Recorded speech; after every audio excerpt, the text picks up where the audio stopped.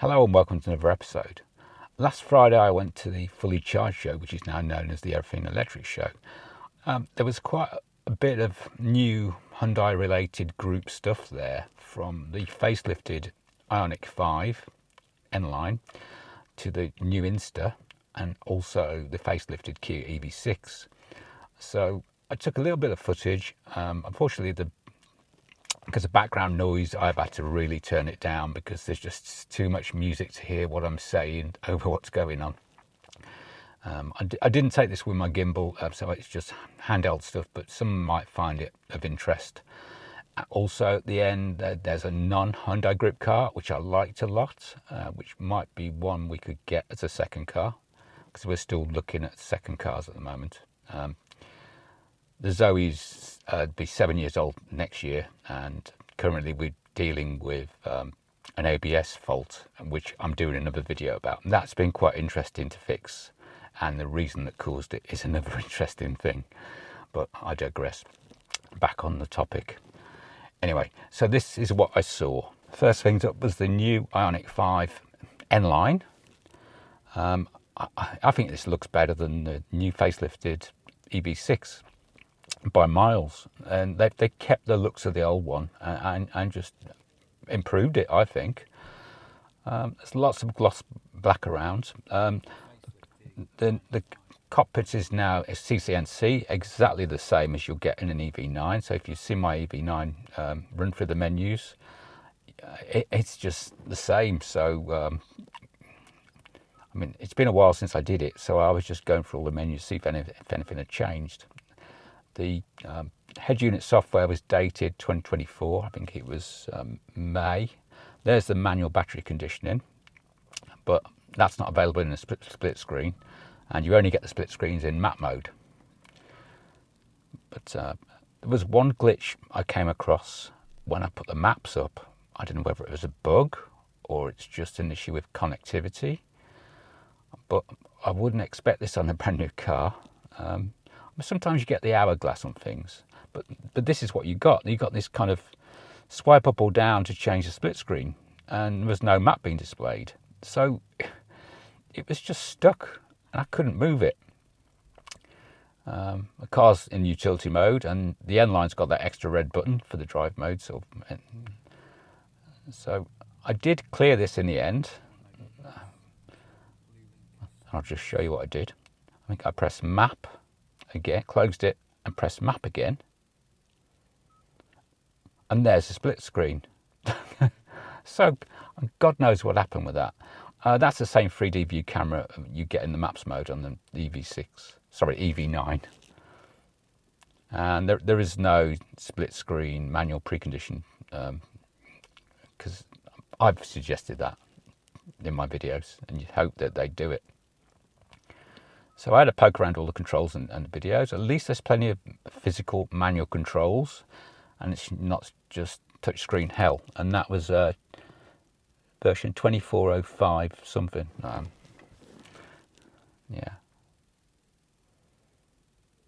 I think they've coloured their menus. I don't remember it being coloured in the EV9. They were all white everywhere,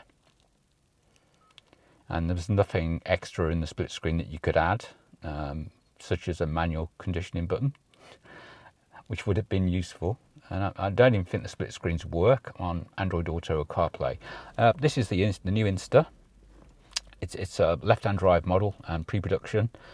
It has all the goodies, like a sunroof and everything, and vehicle to load, and it's got a vehicle to load socket in the front. But I was surprised at the location of it. I think it's a funky little, groovy little car, and I like it better in the flesh than I did in the footage I've seen already. There's plenty of the usual controls you'll find in a Kia or Hyundai.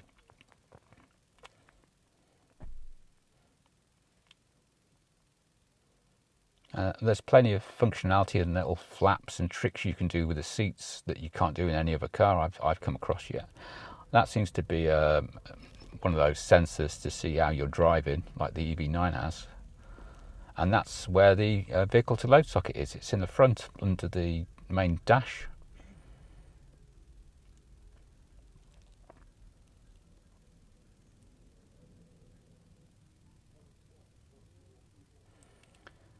That's just the door controls and run across, and the LED lights on the steering wheel that you get in an Ioniq.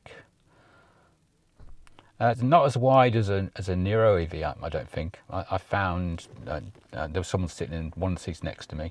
That's under the bonnet. There's no frunk.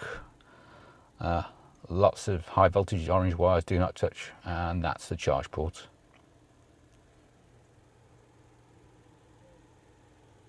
And also they've announced the Inster Cross, a versatile electric city car wrapped in an outdoor focused design. More details on that in Kia Electric News on Sunday. Hopefully more images and more details. That's the facelifted EV6.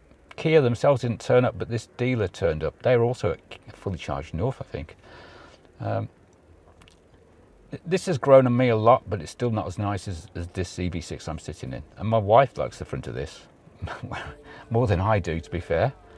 And that's a CCNC head unit and driver's cluster. The now very familiar looking menus you get on CCNC. I had a quick poke around the menus, just being nosy.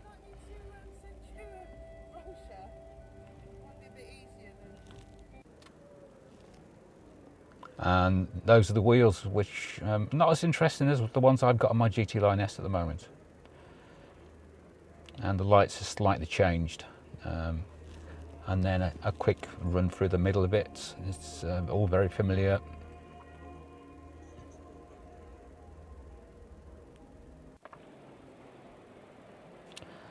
And then we're on to the Renault 5, which is a non-Hyundai car, obviously, but I think it's gorgeous. It's 23 grand, starts at 23 grand, and it's got vehicle to load built in. Don't know if the base trim has. I've asked someone who's reviewing one on Nouveau Island, and he couldn't answer it. But they have vehicle to grid and vehicle to load, but I don't know in which trims. So that's another option for a second car, definitely. I mean, now our Zoe's getting on to 7 years and we're starting to have to pay for things we didn't expect to. It may be time to change. Another groovy little mini car. I mean, I think the smallest battery is 40 kilowatt hour, which is great as a runabout. Looks like it's got the same rear wiper as the Zoe. It looks identical.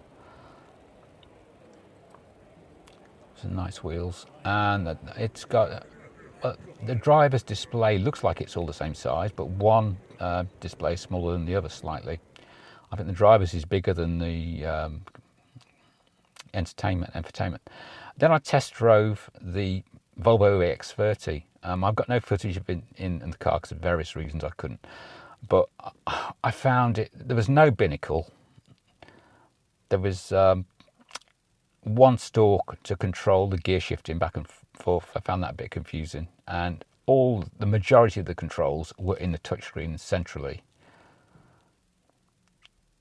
It drove okay, and it was all-wheel drive, and it shifted, and the drive was nice, but the user interface or driver's interface I just didn't like.